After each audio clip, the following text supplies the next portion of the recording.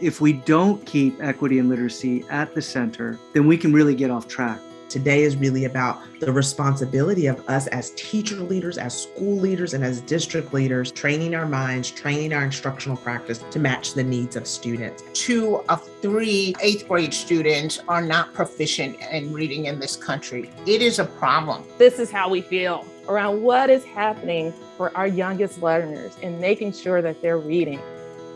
Equity means everyone getting what they need to thrive. It's important for us to be laser focused on this effort. This is a community issue. It's an all of us issue. We've got tracks on literacy and racial equity, keynotes and breakouts. I definitely think our keynote speakers were the why, the breakout sessions were the how.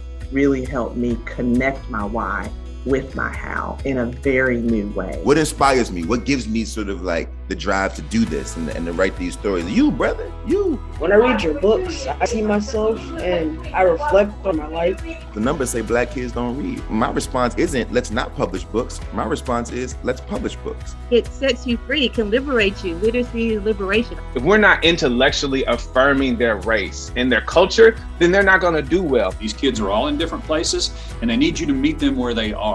We cannot solve the issue of literacy without our families. When we're dreaming together, that's where you get that inspiration and you get that pulse rate. What is your why for being an educator? Cultivating young minds, opportunities, loving children. When times are tough, our why is that piece that just pushes us forward and help us stay with it, that stick-to-itness that we have to have as educators to really continue to move this forward. Do you know how to read the room?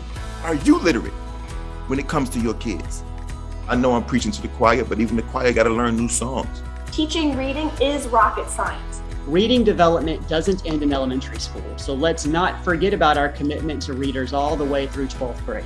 Everyone who comes out of one of our system EPPs will be really well versed in what the science tells us and how to implement instruction. Along with the science of reading, it's possible to consider evidence-based research in other areas, such as the roles of motivation, engagement, and racial and cultural representation in literacy learning. We envision an educational system in which race, ethnicity, and economic circumstances are not predictors of a child's literacy learning, nor their fulfillment in school and life.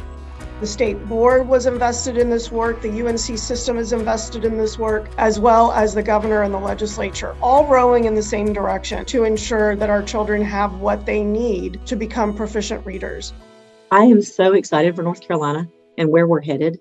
We're not just changing lives in many cases, we're saving lives. For the first time in his life, he heard his voice outside of himself. He heard his voice fill a space. He just wanted somebody to say that I can see you, that I can hear you. There ain't no such thing as a voiceless kid. When you know your students, then you can connect to their joy. Joy comes from knowing your place within a community, knowing that who you are is valued, who you are is seen and celebrated.